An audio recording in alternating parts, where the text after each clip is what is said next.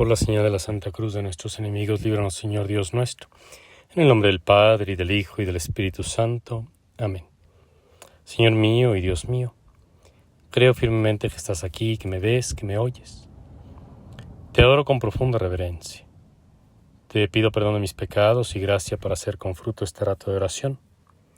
Madre mía Inmaculada, San José, mi Padre y Señor, Ángel de mi guarda, intercedan por mí. Uno sabe que ha llegado a las últimas semanas del tiempo ordinario, del año litúrgico, cuando comienzan a escucharse en la primera lectura de la misa, sea pasajes del Apocalipsis en el año par, o pasajes de los Macabeos en el año impar, como es ahora. Pasajes que nos hablan de tribulaciones, de persecuciones contra un resto fiel, una situación política adversa, y que tienen por finalidad hacer meditar sobre el final de la vida, el final de los tiempos, y especialmente exhortar a la perseverancia. La humanidad desde hace milenios pasa por crisis, por sufrimientos, y los cristianos no están exentos. Ya sabemos que el mundo está mal, que está mal desde el pecado original. Y nosotros, instruidos por la palabra divina, por la revelación de Dios, vemos las cosas con el ojo de la fe y esperamos unos cielos nuevos, una tierra nueva, esperamos un premio, esperamos la justicia de Dios y sabemos que no alcanzaremos esa recompensa, ese estadio, ese fin honroso, si no practicamos la justicia a lo largo de esta tierra, una justicia que consiste en las obras buenas, que es ayudar al huérfano y a la viuda, que es socorrer al pobre y al desvalido, al enfermo, y otras cosas más. Cosas que ayudan a llevar una vida digna. El hombre sabio, como por ejemplo Eleazar, que se nos propone en este día como ejemplo de fidelidad a Dios, cuidan no solamente lo más aparatoso de la vida moral, no matar, no robar, sino que saben que para llegar a una comunión con Dios y, digámoslo así, una fraternidad mayor entre los hombres, hace falta una justicia superior. Ya Jesús hablará de que nuestra justicia tiene que ser superior a la de los escribas y fariseos.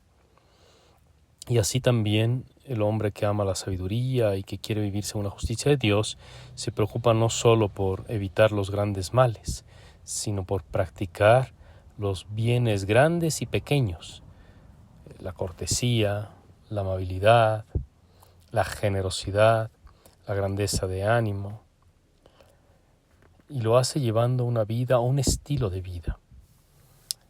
Pongamos ejemplos sencillos.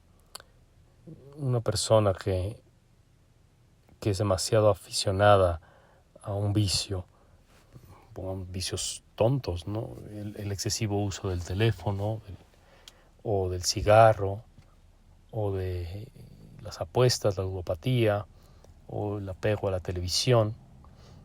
Al final todo eso, que parece que no hace daño a nadie, drena las fuerzas de las personas. No están atentas a sus amigos, a las necesidades del prójimo, los vuelven un poco insensibles. El hombre que no sabe abstenerse de los placeres pequeños, aunque sean honestos, termina por ser un poco egoísta. Y es quizá en esta lógica que hay que entender lo que pedagógicamente Dios les había dicho a los israelitas sobre los alimentos, que no comieran alimentos de animales impuros. En esos animales estaban refigurados los vicios, en el cerdo, y otros más, evidentemente, los animales de rapaces, ¿no? Los buitres y cosas por el estilo, para evitar lo que esos animales representan, esos vicios, la rapacidad, la lujuria, o la pereza, o la ira. Y todo esto viene al caso por lo que nos narra el segundo libro de los Macabeos sobre Eleazar, que era uno de los principales maestros de la ley, de avanzada edad, de semblante muy digno, y que lo querían obligar a que comiera la carne de cerdo. Y él prefirió una muerte honrosa. Uno pudiera pensar que no tenía ninguna importancia, que para qué, o sea, que no le iba a pasar nada por comer carne de puerco. Pero sí que le iba a pasar. Lo dijo así: no es digno de mi edad hacer creer a los jóvenes que es irrelevante lo que yo voy a hacer, porque al final es perjurio, es traición a la ley de Dios, a lo que Dios pide en este momento, a lo que son nuestros valores y nuestra cultura. Y cuando uno empieza a ceder en las cosas pequeñas, termina cediendo en las grandes. El que es fiel en lo pequeño, se le encomendará lo mucho, dirá Jesús. Es verdad que el mismo Cristo, con su revelación, abolió estas cuestiones como pedagógicas o didácticas sobre los alimentos puros e impuros, pero exigió una justicia más alta, exigió una vida moral más elevada y más excelente, hablando de la pureza de corazón, de la limpieza de ánimo y en lo que está en las bienaventuranzas, la práctica de las obras de misericordia, el hambre y sed de justicia, y socorrer al enfermo y al necesitado, y así una serie de cosas más que también San Pablo va a reiterar. No nos engañemos pues pensando que el mandamiento de los alimentos puros e impuros era una bobería y que está totalmente superado, como si no tuviera ya efecto en nuestra vida.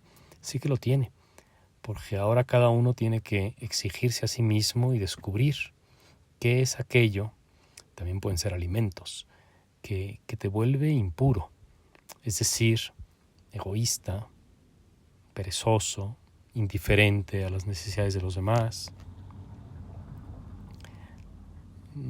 En el cerdo estaba también como figurada la glotonería, que los padres del desierto claramente criticaban, fustigaban.